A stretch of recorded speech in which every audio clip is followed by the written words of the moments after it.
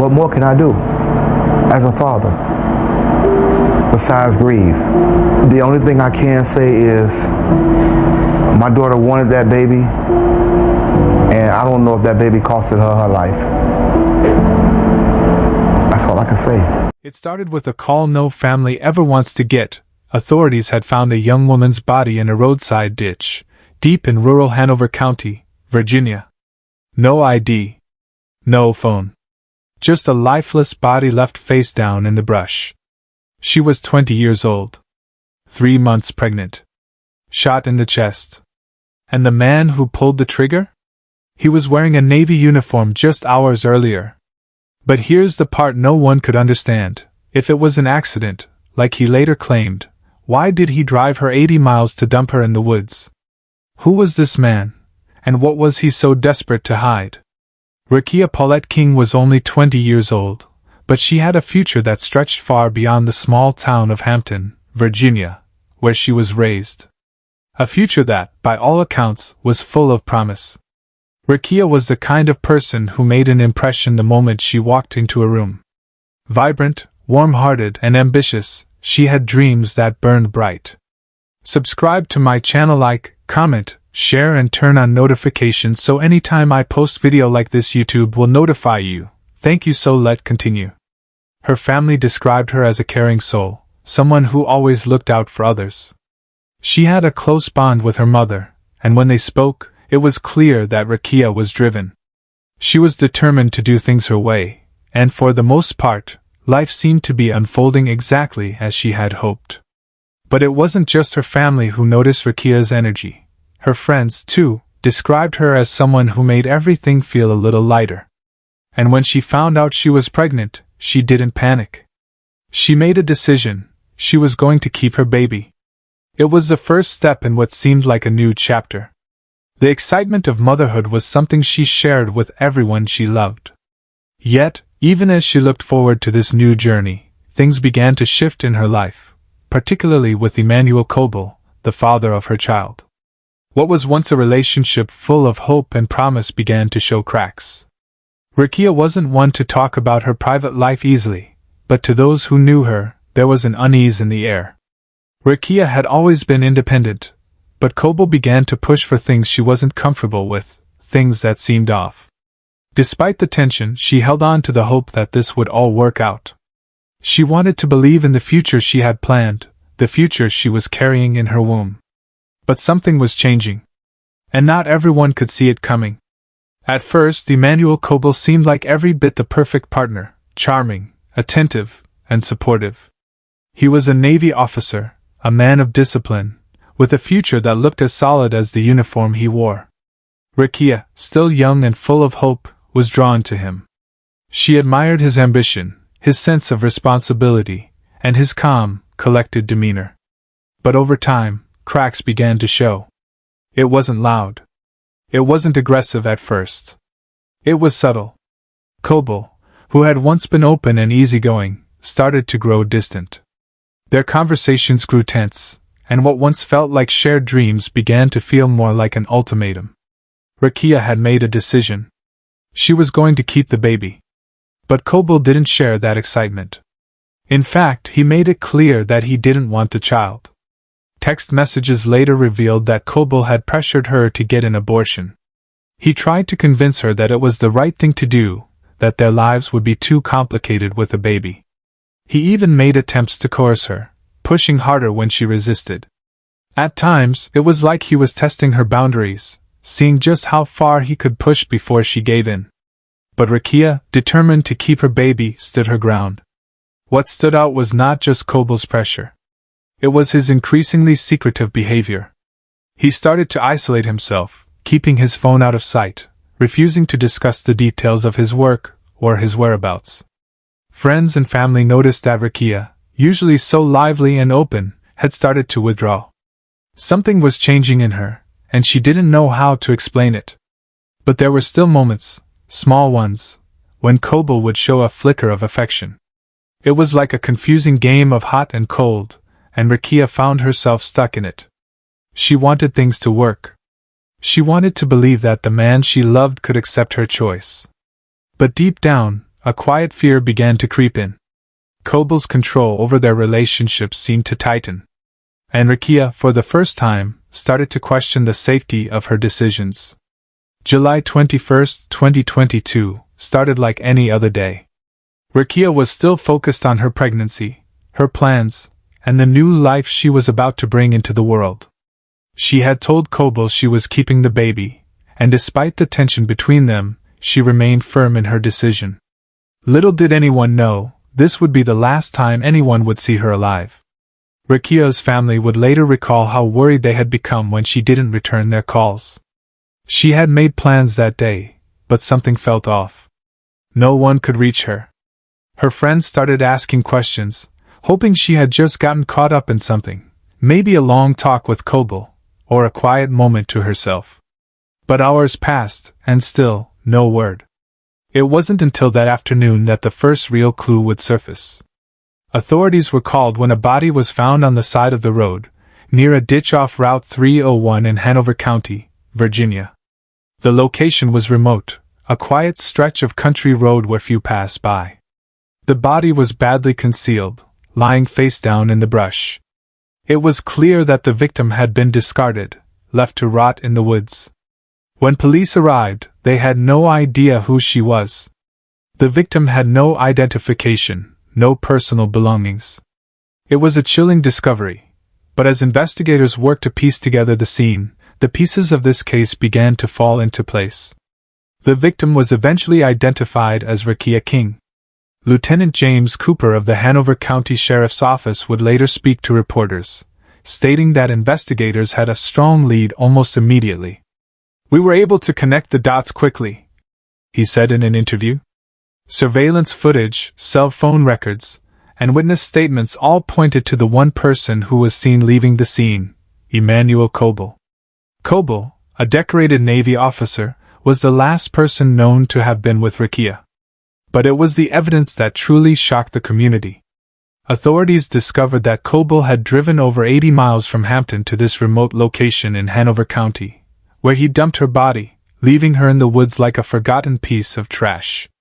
The discovery sent shockwaves through the community, and the police had no choice but to start connecting the pieces of this tragic story. How could a man with everything to lose, trained in discipline, honor, and respect, end up killing the woman he claimed to love? The search for Raquiah King's killer was immediate. After her body was discovered in Hanover County, authorities scrambled to understand who she was, and why she had ended up discarded in such a cold, isolated place. What started as a missing persons case quickly spiraled into something far darker, something no one expected. Investigators combed through her last known movements, interviewed family and friends, and searched for any clues that could shed light on her fate. The community of Hampton, where Raquiah lived, was reeling. Nobody could understand why anyone would hurt her, let alone murder her. But as the hours ticked by, and with few leads to go on, the investigation took a twist that no one saw coming. In the early days of the investigation, the Hanover County Sheriff's Office pieced together surveillance footage from around the time Raquiah disappeared. One image stood out. A car, Coble's car. Authorities quickly narrowed it down to the Navy officer, who had been the last person seen with Raquiah. At first, Emmanuel Coble didn't seem like an obvious suspect. A Navy officer, with a spotless record, a disciplined life, he was the last person anyone would expect to be involved in such a brutal crime. But as investigators dug deeper into his background, they began to uncover something unsettling. Raquiah's family and friends provided statements that painted a clearer picture of the relationship. The pressure Coble had put on her to get an abortion. Her growing unease with his controlling behavior. Raquiah had confided in her mother, telling her that she feared Coble, fear that stemmed not just from his demands but from his increasing emotional distance and obsession over their unborn child. Text messages recovered from Raquiah's phone offered a window into their relationship, a relationship that was unraveling in disturbing ways. On the day of her death, Coble's messages to Raquiah were laced with manipulation and frustration. One text in particular stood out. "You don't understand. This will ruin everything." The truth began to surface. Coble had pushed for her to terminate the pregnancy, and when she refused, he spiraled into anger. But what he didn't expect was that Raquiah, this young woman, who had been scared but strong, would stand up for herself, for her child. In one of the final interactions they had, Raquiah had told her mother that she was terrified of Coble, but still, she wanted to believe he would come around. She was determined to keep her baby, but Coble had other plans. Then came the most chilling revelation: Coble had not just murdered her in a fit of rage. No, he had carefully planned her death. After the killing, he transported her body in his own car, driving hours away, just to dump it in the woods. He acted with cold calculation, hiding her body in a remote location.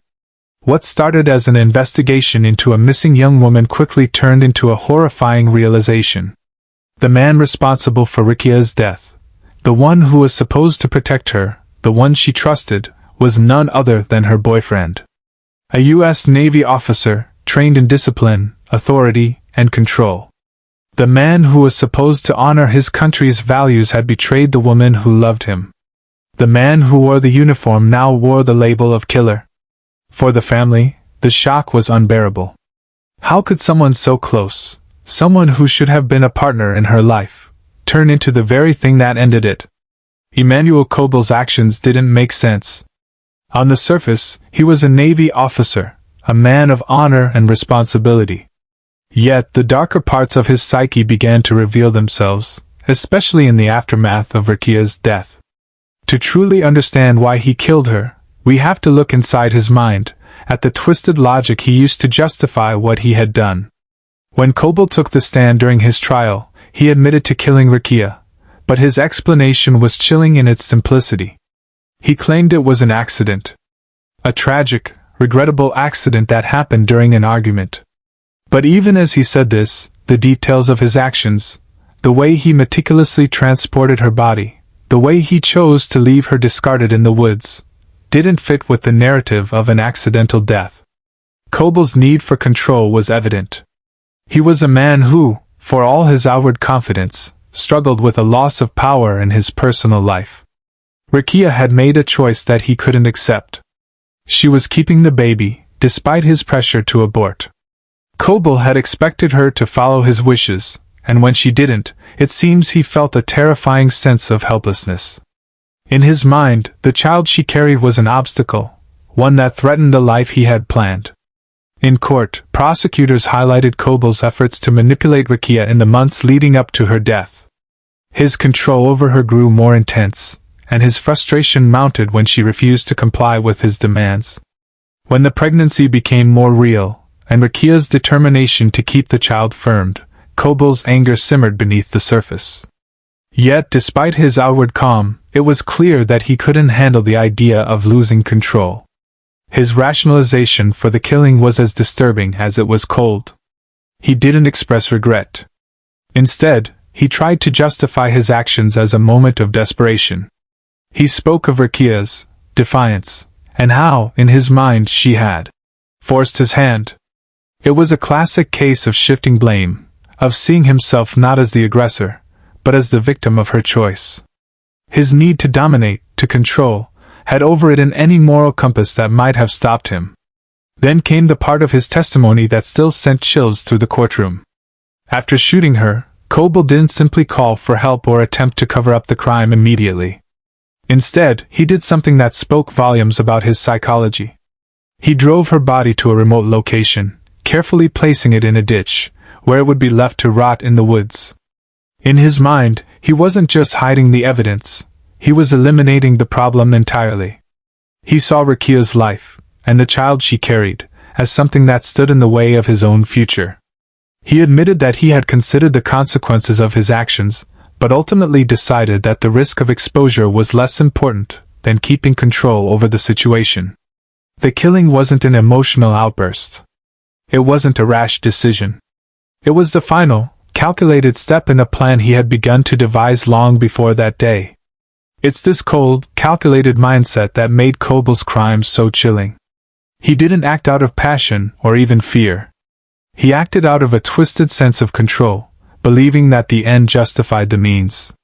In his eyes, Raquiah's defiance was a threat to his carefully constructed world, a world where he could call the shots. The trial of Emmanuel Coble began in 2023, and it quickly became a media sensation. The once esteemed Navy officer, charged with the brutal murder of his pregnant girlfriend, was now forced to face the consequences of his actions in a courtroom. The case not only brought attention because of Coble's military background but also due to the emotional weight of the charges, particularly the murder of a pregnant woman. Coble's defense team argued that his actions had been a tragic accident. He claimed that Raquiah's death had occurred during a heated argument and that the shooting was unintentional. According to Coble, the gun had gone off in a moment of frustration. But the prosecution wasn't buying it. They pointed to the premeditation in his actions, the planning, the disposal of her body, the way he drove her 80 miles to the remote location where he left her to die. The defense's argument didn't explain why Coble had gone to such lengths to hide what he had done. The emotional weight of the case was undeniable, and throughout the trial, Raquiah's family sat in the courtroom, grappling with the fact that the man they had once trusted was now the one responsible for their daughter's death. Her mother, devastated by the loss, spoke to reporters about her daughter's fear of Coble in the days leading up to her death. "She told me she was scared," her mother said. "I wish I had known sooner. I wish I had been able to protect her." The most significant charge against Coble was the murder of Raquiah's unborn child.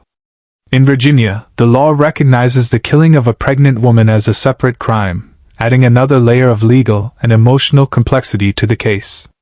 This wasn't just a woman's life taken, it was a child's life, too. The emotional toll of losing a child compounded the grief Raquiah's family had already endured. The charge wasn't just a legal distinction, it was a reminder of the 2 lives lost that day, a tragic moment that rippled through the courtroom and through the hearts of all who had followed the case. After hours of deliberation, the jury returned with a verdict: guilty on all charges. First-degree murder.